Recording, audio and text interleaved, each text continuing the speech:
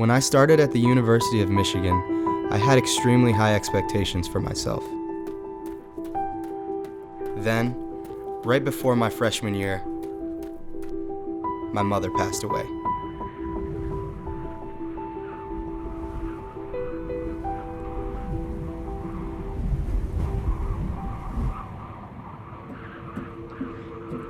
I struggled dealing with grief over her death, not to mention living in a new environment with increased athletic and academic demands. I consistently found myself alone, spiraling downward.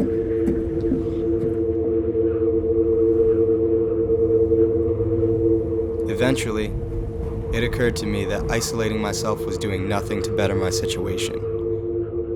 I made changes.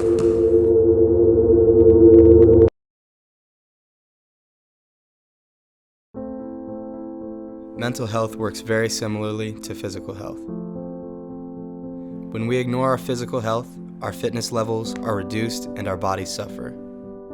We become weaker, more susceptible to illness, and are slower to recover from injuries.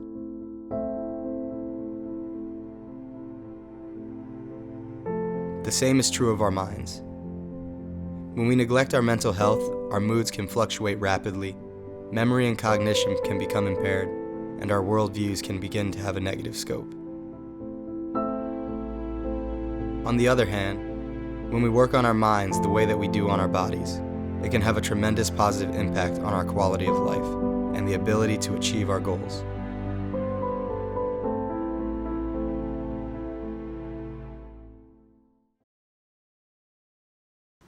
We can improve our well-being by caring for our minds and our bodies.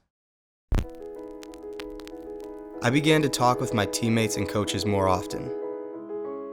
I attended Athletes Connected wellness groups to learn skills and strengthen my mind.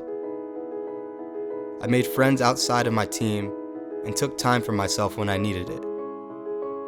Fast forward a few years, and school, gymnastics, and life were going great.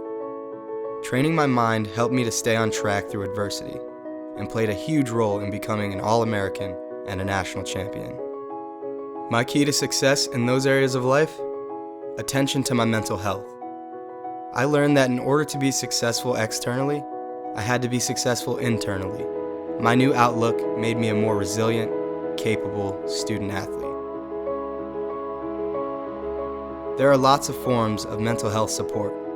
For me, talking with friends and learning mental skills like meditation were enough to get me through the hard times.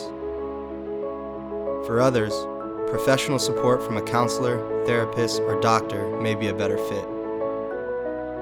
We all fall somewhere on the continuum of well-being, and we fluctuate within it depending on our life events, accomplishments, stressors, and so on. Remember, you don't have to be sick in order to get better. Your mental health is just as important as your physical health.